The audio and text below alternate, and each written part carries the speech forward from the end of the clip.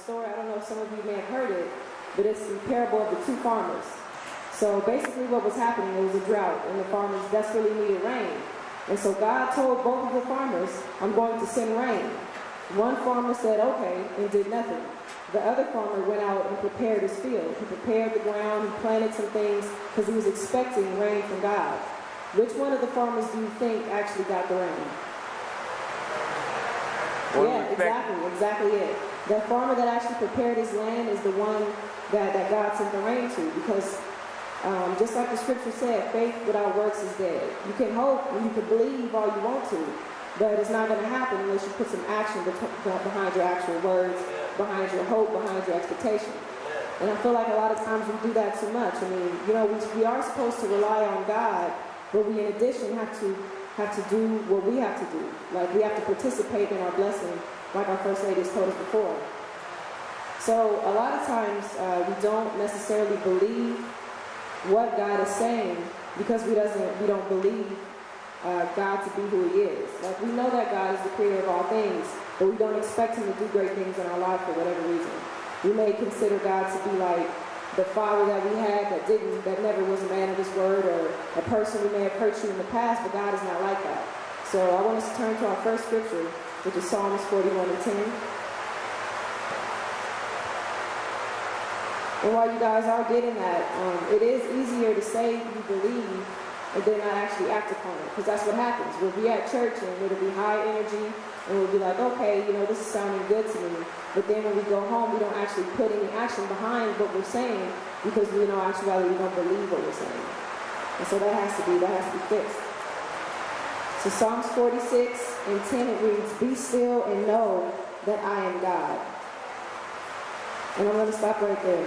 So God is saying to be still and know that he is God. We have to know that the person who created all things, the person who even created himself out of nothing. There was nothingness before God was here. There was nothing. And he created himself out of nothing. And then out of himself, he created all things, and he created us.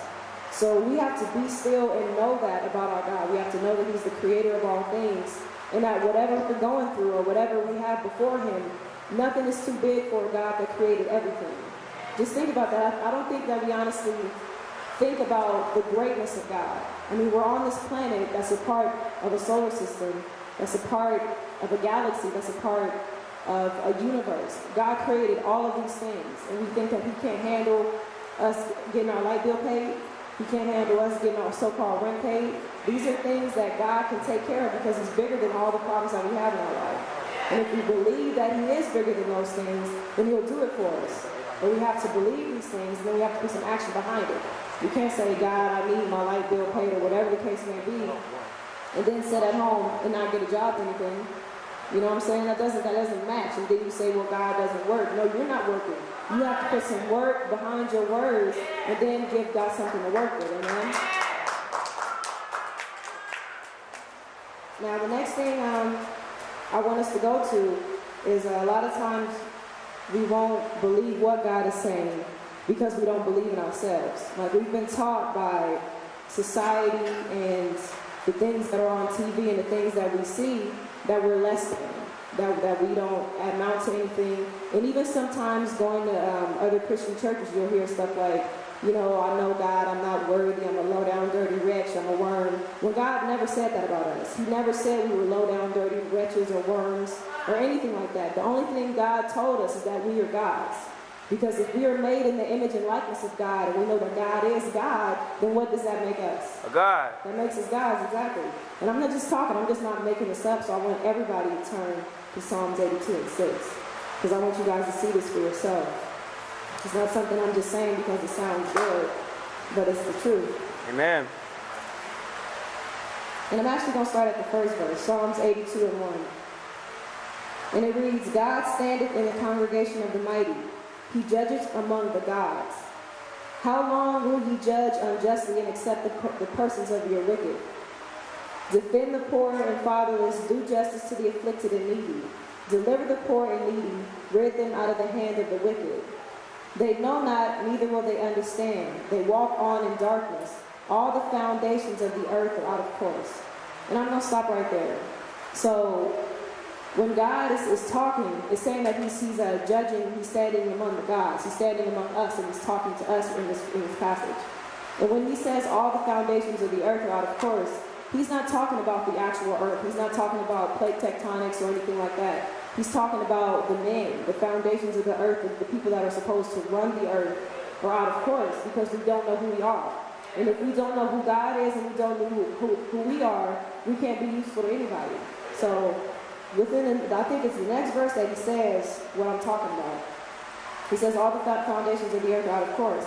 And then God says, I have said, ye are gods, and all of you children of the Most High. But ye shall die like men, and fall like one of the princes. Arise, O God, judge the earth, for thou shalt inherit all nations. So God is telling us that we are gods. We're supposed to be running this earth and this world. But we don't believe that because we've been taught to hate ourselves. We've been taught that we're less than.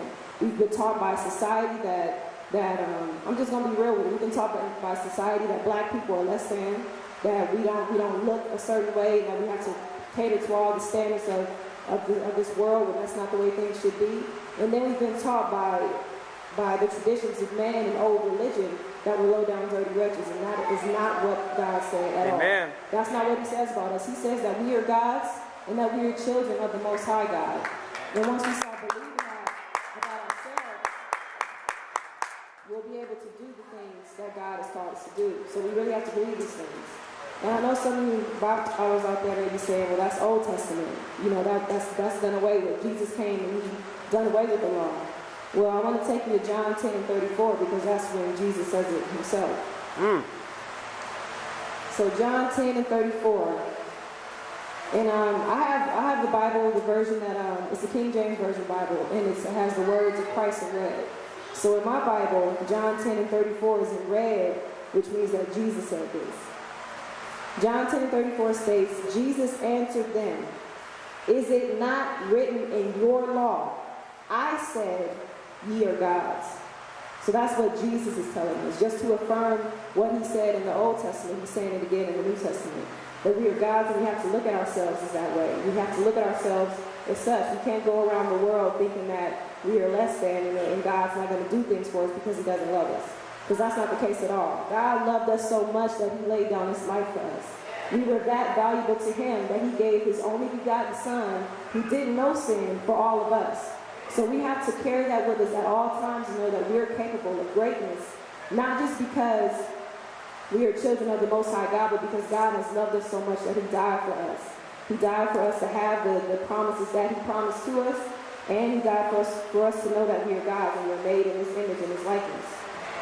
So we too often think that badly of ourselves. I mean, I don't know about you guys, but I see on TV all the time, you have to be a certain height, you have to be a certain way, you have to look a certain way, if your hair's not straight enough, you know, all these different type of things that goes on with people, and we have to try to compare ourselves to these people in the magazines or whatever the case may be, and we don't have to be like that.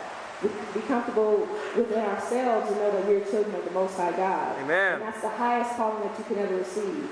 To be a child of the Most High God and to be known by God himself, to be known by the creator of all things. Like, you guys are looking at me like that's not a big deal. Amen. I know some people come up to me, some of my friends be like, oh, you know, J. Cole is my cousin, and they're all excited about that. It's like, so? But I can say that the Most High God knows me personally. I mean, I went up crazy with you guys, but the creator of all things knows me personally. He said that he knows the number of hairs on my head. He knew me before I was in my mother's womb. He knows me personally, so that's kind of a big deal, to say the least. So when we know these things about ourselves, and we know that God has called us for a higher purpose, then we'll be able to do the things that he's called us to do, because we won't be sitting in doubt and unbelief like, oh, I'm not good enough, or God doesn't love me. That's never the case. You are always good enough. Every person that was created has a divine purpose. The fact of the matter is, you were extremely rare. Like, there will never be another you, and there has never been someone like you before. So you are a very unique person, and you were created for this specific time period to do something in this world. So don't ever downplay yourself. Maya Angelou, she had a quote, it was one of my favorite quotes ever. She said, you were born an original, don't die a copy. And that's what it really is. Amen. You have to know these things about yourself. You have to know who you are and who you serve in order to do great things, in order to actually put some work behind those beliefs and expectations. You know, you can't just believe idly and not do anything about it. But you won't do anything if you're not really truly expecting anything to happen and putting any work behind it. So the reason why a lot of us may not put any action behind our words is because we don't believe, like I said, we don't believe what's going on. So the Bible tells us to constantly renew our minds so that we can become who God has created us to be. And I want us to turn to Romans 12:1 because it talks about renewing your mind. And that's what I want us to focus on the most. Changing our mind and knowing and letting the mind that's in Christ be in us. In Romans 12:1 it reads, I beseech you therefore, brethren, by the mercies of God, that ye present your bodies a living sacrifice, wholly acceptable unto God, which is your reasonable service. And be ye not conformed to this world, but be ye transformed by the renewing of your minds, that ye may prove what is that good and acceptable and perfect will of God. And I'm going to stop right there. So the Bible says to be transformed by the renewing of your mind. Now this isn't something that you can do once and then you're straight for the rest of your life. That's never going to be the case because our mind is an active thing, it works and it thinks a lot of different things. The same thing with your house. Like if your house is dirty and you clean it once, you're not going to expect it to stay clean forever. So this is something that you have to do on a continuous basis. You have to always renew your mind. And I don't want to leave you guys with just saying renew your mind and leave it at that. And then there's no, like, how do I do that? So how you actually go about renewing your mind is making a conscious effort, is making a conscious decision to not think negative thoughts, to put yourself aside from things that may negatively influence you. Like, there are shows that I like to watch on TV. And I know that as strong-minded of a person I am, and you in the audience might think, well, I'm a very strong-minded person as well. It doesn't matter how strong your mind is, you are influenced by something. The things that you're looking at, things that you're listening to are influencing you. And you want to make sure that you're influenced by the right thing. Like if you're, every morning you get up and check WorldStar and whatever else it is people are looking at. If you check that every morning, and every morning all you're seeing is people fighting and bickering and complaining, and you're watching the Housewives of Atlanta and they always yelling and cussing at each other, I mean, of course that's going to get into your spirit. And the next thing you know, when someone gets in your face, instead of saying, okay, I'm going to be at peace and I'm not going to knock this person's head off, you fight and argue with people. And you're wondering why? Why am I acting this way? Because all you're seeing is WorldStar and Housewives of Atlanta or whatever the case may be. And I'm not just digging on those shows. I mean, it shows the stuff that I watch too. Scandal, I like that show. I do. I can't even lie about it. I like the show, but I know it's a show about scandalous people. And then if I turn up being scandalous, doing something scandalous, I wonder why I'm like that. So we have to try to filter ourselves and not look at things that are going to negatively influence us or influence us to do a wrong thing. Amen. So that would greatly help with renewing your mind and getting into the Word. If you're reading the Word on a constant basis and you're reading that you're a God and that all things are possible through Christ who strengthens us, and you're reading those type of things all the time, then those type of things will get in your spirit. And that's what you want to get in your spirit. You know, you don't want other nonsense to get into your spirit and pollute your way of thinking, so where you have to renew your mind all over again. So the process, it's a slow process. I don't want anyone to think that if it's just something that happens overnight, like just because you think one bad thought after you leave here that you failed. It's a process. It takes a while. It takes a long time for these things to actually happen, but it happens with baby steps. So you have to know that once you start, you're going to make mistakes. You're going to make mistakes and start thinking about stuff and looking at things that you should be looking at. But know that that doesn't mean that you failed, that you can keep on going and keep on trying to get better and renew your thoughts. So with that being said, I'm going to close with this, and I didn't want to be before you guys long. I just wanted to give you some information that I believe God gave me. But with that being said, just try to remember to be in the Word. Be into the Word and read the Word and read what God says about you. Don't play into what society has to say about you. Don't play into what the news or whatever media outlet has to say about you or our people. You have to look into what God says about us. Amen, that's right. You have to know that we are God's. We are created in the image and likeness of God, and we serve and represent the Most High God. And once we have those things in our spirit, we'll feel like there's nothing I can't do. Like if any other person could do something, then I could do it. When I was teaching Sunday school for the children, I had them say this every morning. They would come in and say, I'm smart, I'm intelligent, and I'm brilliant, and there's no person on this earth that's greater than me. And that's the way we have to feel about ourselves. If this person could do it, then I know I could do it because they're not greater than me. Who can be greater than me when I'm the child of the Most High God? Amen. Who can be greater than me when I am a God myself? You know? And we have to get out of this mentality that we're just low down and we're not worth anything and we don't amount to anything, because that is not at all what God says about us. What God says about us, and I've said it twice here, Psalms 82 and 6, and John 10 and 34, that we are God's and that we're children of the Most High God. So I want you guys to just keep that in your minds. And if anybody here needs perhaps prayer or help in order to change their mind, the ministers here are coming up to pray for you.